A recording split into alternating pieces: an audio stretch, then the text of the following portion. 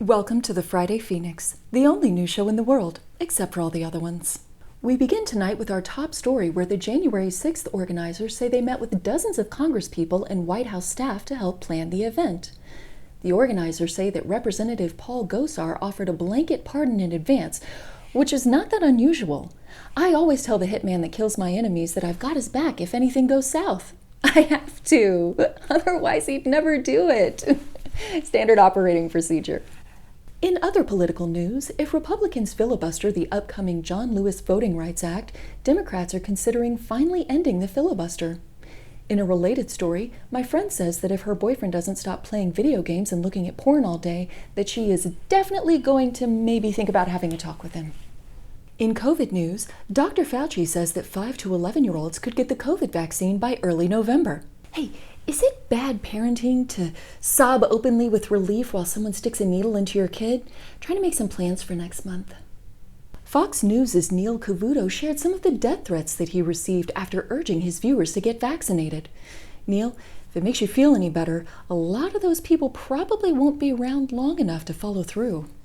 An article in Fortune magazine applauds meatpacking giant Tyson for getting 96% of their workers vaccinated. How did they do it? I don't know.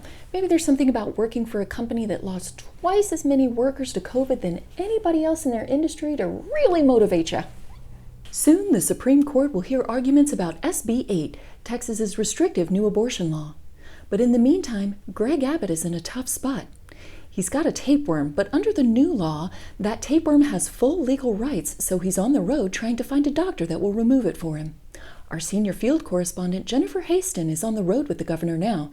Jennifer, how's it going? Thanks, Andrea. We're here in Orange, Texas, outside a Shell gas station where Governor Abbott has been in the bathroom for a very long time. I did try to warn him that gas station sushi wasn't a good idea, especially in his condition, but he wouldn't listen. Much like when the CDC told you that masks were a good way to keep students and teachers alive. Back to you in the studio, Andrea. All right, Jennifer, thanks. Good luck to you both, and we'll check back in with you later. In entertainment news, ABC's The Rookie has decided to no longer use live guns on set after the Rush shooting, which makes it seem like when there's a shooting, you could actually take measures to keep it from happening again. Reached for comment, the NRA said no. Also in response to the Rush shooting, Donald Trump Jr. is selling t-shirts that say, "Guns don't kill people, Alec Baldwin kills people." Well, your dad rapes them. In news from the MCU, The Eternals will be the first Marvel movie with a sex scene. So get ready to see Hulk smash. It's not pretty.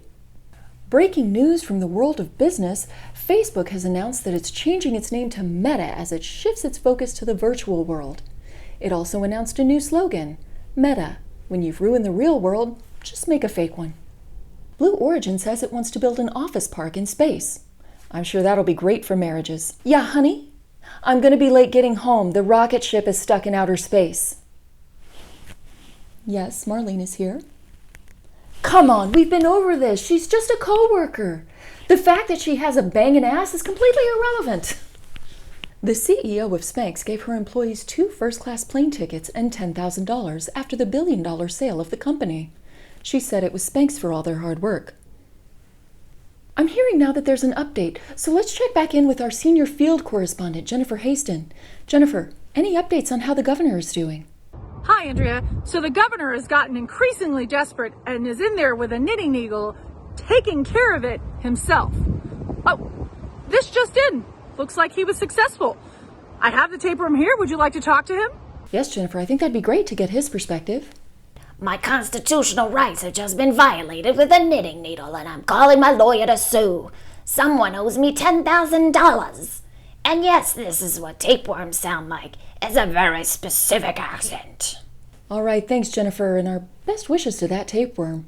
In science news, NASA is calling for a standardized system to announce potential discoveries of alien life. So brace yourself for an eventful 2022. We'll have terror threats in orange, COVID threats in red, and alien alerts in like a green probably. A man is finally back on his favorite roller coaster for his 6,000th ride, saying it's 2 minutes of forgetting all your worries. You know the world's gone to shit when the only way to escape is to trick your brain into thinking you're plummeting to your death. Better than thinking about climate change. Folks, the U.S. is in the middle of the Great Resignation, with a record number of people leaving or changing jobs. For those that are considering a career change, we have a new segment called Old Job, New Job. First up, Old Job, Movie Prop Master. It's getting a little dicey lately. New job, Network Executive. It's really easy. All you have to do is just think of something that you watched as a child and then say, let's remake that. Next up, Old job, Instagram Kids Developer. That project's going to be on the shelf for a minute. New job, Satan. Dial down the evil just a couple notches and instead just torture some souls for all of eternity, you know? Old job, Coal Industry Executive. New job, Senator who votes against climate change Oh, I'm sorry, I'm being told that job has actually been filled by Joe Manchin. And we sure as hell don't need two of them. This has been Old Job, New Job. There's a new book out by President Obama and Bruce Springsteen in case you need something to talk to your dad about. Trust us, he's excited. Kellogg's is being sued for not having enough strawberries in its Pop-Tarts. This is a sticky situation with a very litigious consumer. Will Kellogg's get their just desserts, or will they get off sugar-free? We like to have fun around here. And finally tonight, a man spent $58,000 of COVID relief funds on a Pokemon card. But at least his investment is backed by something tangible. Joke's on us when the economy collapses and the holographic Charizard becomes the new $20 bill. That wraps up this week's episode of the Friday Phoenix. Join us next week because there's always more news to peruse. Your efforts are valid, but I don't think you can step up to the challenge. Your efforts are valid, but I don't think you can step up.